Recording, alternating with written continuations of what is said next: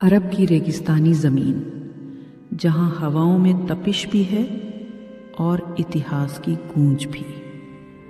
سال 8 ہجری۔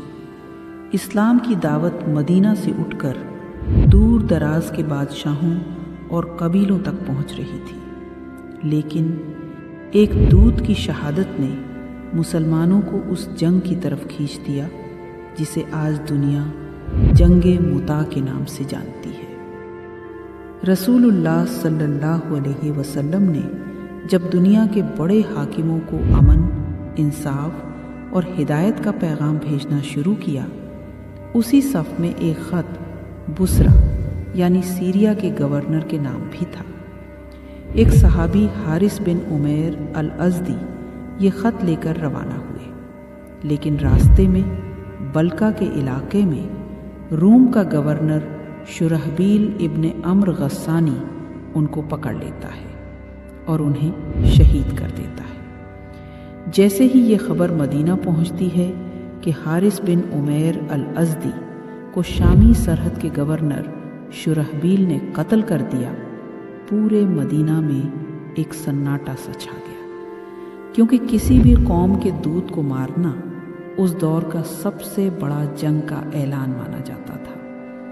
رسول اللہ صلی اللہ علیہ وسلم نے اپنے صحابہ کو بلایا اور فرمایا، ہمارے دودھ کو قتل کیا گیا ہے اور ہم اس ظلم کو یوں ہی نہیں چھوڑ سکتے۔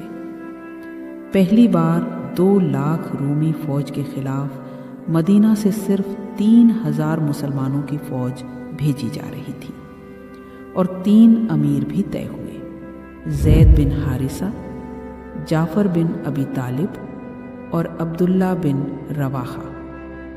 رسول اللہ صلی اللہ علیہ وسلم نے ترتیب سے نام لے کر کہا، اگر زید شہید ہوں تو جعفر امیر ہوں گے، اگر جعفر بھی شہید ہوں تو ابن رواحہ امیر ہوں گے۔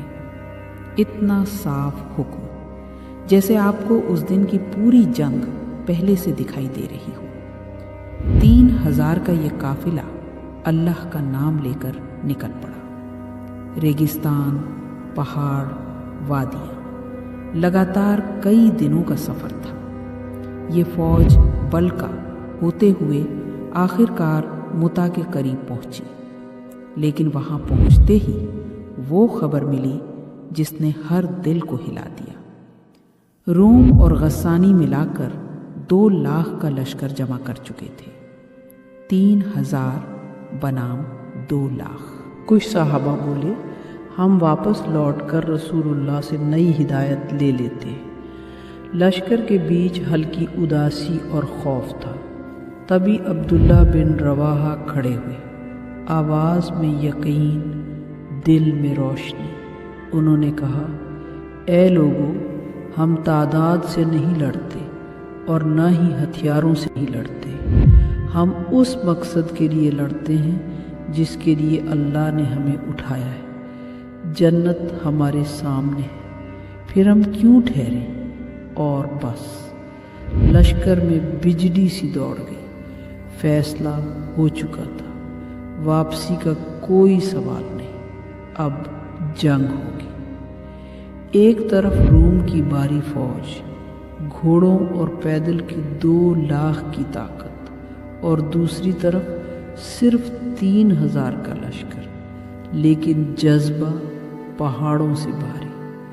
پھر جنگ شروع ہوتی ہے۔ سب سے پہلے زید بن حارثہ جھنڈا اٹھاتے، ان کے ہاتھ میں وہی جھنڈا تھا جو رسول اللہ نے خود انہیں دیا تھا۔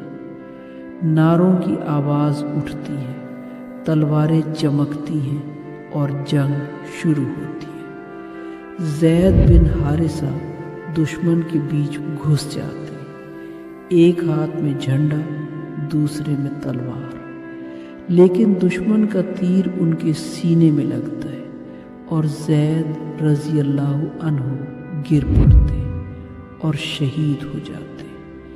اب جھنڈا جعفر بن ابی طالب رضی اللہ عنہ کے ہاتھ میں آتا ہے، وہی جعفر جو حبشہ ہجرت کے وقت عیسائی بادشاہ نگاسی کے سامنے کھڑے ہوئے تھے۔ وہ گھوڑے سے اترتے ہیں تاکہ اللہ کے راستے میں پیدل لڑیں۔ ان کا جذبہ ایسا کہ جیسے موت کو جواب دے رہے۔ تلوار کے 50 سے زیادہ وار ان کے جسم پر درج ہوئے۔ انہوں نے جھنڈا بچانے کے لیے دایاں ہاتھ بڑھایا اور کٹ گیا، پھر بایاں ہاتھ بڑھایا، وہ بھی کٹ گیا، پھر انہوں نے جھنڈے کو سینے سے چپکا لیا جب تک کہ وہ بھی شہادت کے سائے میں گر نہیں گئے۔ مسلمانوں کی آنکھوں میں آنسو تھے، دوسرے امیر بھی شہید ہو جاتے۔ اب جھنڈا عبداللہ بن رواحہ لیتے ہیں۔ ان کے اندر ایک لمحہ ایسا آتا ہے جہاں نفس پھسپھساتا ہے، ذرا رک جاؤ، آرام کر لو۔ انہوں نے خود کو ڈانٹا، اے نفس، تو جنت سے بھاگ رہا ہے؟ اور وہ آگے بڑھے، لیکن ایک تیز وار ان کے جسم کو چیر گیا اور وہ بھی شہید ہو جاتے ہیں۔ مسلمانوں کا دل پھٹ رہا تھا۔ 3 امیر ایک کے بعد ایک شہید ہو چکے تھے۔ لشکر بکھرنے لگا۔ اب 3000 کا لشکر بادلوں کی طرح ٹوٹا ہوا کھڑا تھا۔ کوئی نہیں جانتا تھا اگلا امیر کون بنے گا۔ صحابہ ایک دوسرے کو دیکھ رہے تھے، جیسے ہر کوئی کہہ رہا ہو تم آگے بڑھو۔ پھر کسی نے آواز لگائی، خالد آگے بڑھو۔ خالد بن ولید تلواروں کے شیر تھے، لیکن ابھی مسلمان ہوئے صرف کچھ مہینے ہی ہوئے تھے۔ انہوں نے جھنڈا پکڑا۔ یہ دن اسلامی تاریخ میں خالد بن ولید رضی اللہ عنہ کا دن بن گیا۔ انہوں نے ایسی جنگ اندازی کی کہ 2 لاکھ لشکر بھی حیران تھا۔ رات ہوتے ہی انہوں نے فوج کی پوری پوزیشن بدل دی تاکہ صبح دشمن کو لگے کہ نئے فوجی آ گئے ہیں۔ پیچھے والوں کو آگے کیا اور دائیں والوں کو بائیں اور بائیں والوں کو دائیں۔ رومیوں نے سوچا مدینہ سے نئی فوج آئی ہے۔ اگلے دن صبح جنگ دوبارہ شروع ہوئی۔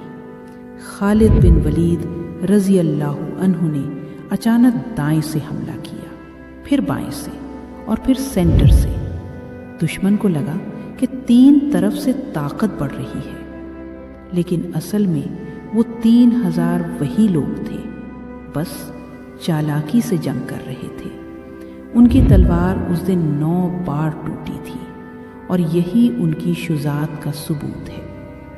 آخر میں وہ فوج کو ایک بہترین سمت سے پیچھے نکالتے ہیں، بنا کسی بھگدڑ، بنا کسی بکھراؤ کے۔ ادھر میدان میں جنگ ختم ہو رہی تھی، ادھر مدینہ میں رسول اللہ منبر پر کھڑے ہوئے اور صحابہ سے کہا، زید شہید ہو گئے، جعفر بھی شہید ہو گئے اور ابن رواحہ بھی شہید ہو گئے۔ آپ کی آنکھوں سے آنسو بہنے لگے۔ صحابہ خاموش کھڑے تھے، جیسے وقت ٹھہر گیا ہو۔ پھر 3000 لشکر بچ کر مدینہ کی طرف لوٹتا ہے۔ یہ اتنی بڑی فتح تھی کہ دنیا کی کوئی فوج 2 لاکھ کے آگے کھڑے رہنے کی ہمت نہیں کرتی۔ جب انہیں مدینہ آتے دیکھا گیا، کچھ بچوں نے نادانی میں آواز لگائی، بھاگنے والے آ گئے۔ رسول اللہ نے فرمایا، نہیں، وہ بھاگنے والے نہیں، بلکہ وہ قاررین ہیں، وہ لوگ جو دوبارہ لوٹ کر لڑیں گے۔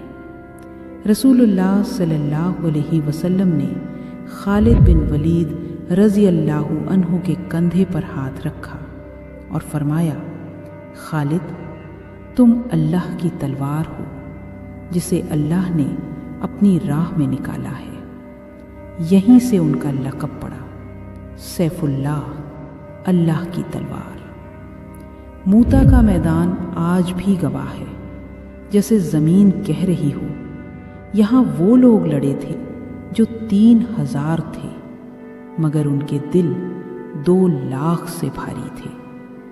اسلام کی وہ پہلی ملاقات جو رومی سلطنت سے ہوئی۔ زید کی وفاداری، جعفر کی شجاعت، عبداللہ کا صبر اور خالد کی جنگ اندازی، یہ سب مل کر جنگ مطاع کو اسلام کی سب سے دردناک اور سب سے روشن جنگوں میں سے ایک بنا دیتے ہیں۔